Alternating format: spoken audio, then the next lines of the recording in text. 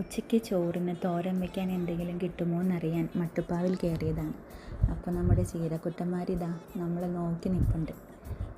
അതേപോലെ നമ്മുടെ തക്കാളി ചെടിയിൽ തക്കാളി ഉണ്ടായി തുടങ്ങി, പയറ് ഉണ്ടായി തുടങ്ങി. കിട്ടിയ ചീരേനെയും കൊണ്ട് ഒരു മുട്ടത്തോരൻ ഉണ്ടാക്കാമെന്ന് വിചാരിച്ചു. ചീര മുട്ടയിട്ട് വെക്കാമെന്ന് വിചാരിച്ചു. അപ്പോൾ അതിലേക്ക് കുറച്ച് സബോള, പച്ചമുളക്, കറിവേപ്പില, ഒരു നുള്ളു ഉപ്പ്, മഞ്ഞൾപ്പൊടി, ഒരു നുള്ളു കുരുമുളക് പൊടി, ഇതെല്ലാം ഇട്ട് അതെല്ലാം കൂടി നന്നായി മിക്സ് ചെയ്യാം. ചീര നമ്മൾ കുരുകുരാന്നരിഞ്ഞ് വയ്ക്കുക.